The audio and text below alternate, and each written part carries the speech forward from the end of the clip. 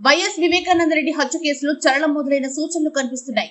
జగన్ ప్రభుత్వం ఉన్నంతకాలం ఈ కేసును అణిచేశారు. ఇప్పుడు ఈ కేసు విషయంలో వివేక కుటుంబానికి న్యాయం జరిగే అవకాశాలే కనిపిస్తున్నాయి.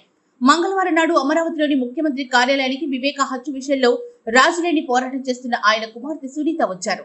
ముఖ్యమంత్రి చంద్రబాబు నాయుడు కలిశారు. ఆమెతో పాటు ఆమె భర్త కూడా వచ్చారు. వివేక హత్య జరిగిన సమయంలో ఆయనకు పిఏగా ఉన్న కృష్ణారెడ్డి ఫిర్యాదు మేరకు తమపై అక్రమ కేసు పెట్టారని, ఆ ఫిర్యాదు వెనుక ఉన్న నిజానిజాలను వెలికి తీయడానికి విచారణ జరిపించాలని సునీత ఈ సందర్భంగా చంద్రబాబును కోరారు. సిఐడి విచారణ ద్వారా వాస్తవాలను బయటకు తేవాలని విజ్ఞప్తి చేశారు.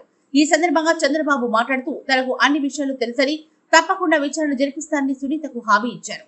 అలాగే పులివెందులకు చెందిన మాజీ ఎమ్మెల్సీ బీటెక్ రవి కూడా ముఖ్యమంత్రిని కలిశారు. ఈ భేటీలు ఏదో జరగబోతోందన్న సూచనలైతే ఇస్తున్నాయి. వైఎస్ వివేకానందరెడ్డి హత్య కేసులో చలనం మొదలైన సూచనలు కనిపిస్తున్నాయి. జగన్ ప్రభుత్వం ఉన్నంతకాలం ఈ కేసును అణిచేశారు. ఇప్పుడు ఈ కేసు విషయంలో వివేక కుటుంబానికి న్యాయం జరిగే అవకాశాలే కనిపిస్తున్నాయి. మంగళవారం నాడు అమరావతిలోని ముఖ్యమంత్రి కార్యాలయానికి వివేక హత్య విషయంలో రాజులేని పోరాటం చేస్తున్న ఆయన కుమార్తె సునీత వచ్చారు. ముఖ్యమంత్రి చంద్రబాబు నాయుడు కలిశారు. ఆమెతో పాటు ఆమె భర్త కూడా వచ్చారు. వివేక హత్య జరిగిన సమయంలో ఆయనకు పిఏగా ఉన్న కృష్ణారెడ్డి ఫిర్యాదు మేరకు తమపై అక్రమ కేసు పెట్టారని, ఆ ఫిర్యాదు వెనుక ఉన్న నిజానిజాలను వెలికి తీయడానికి విచారణ జరిపించాలని సునీత ఈ సందర్భంగా చంద్రబాబును కోరారు.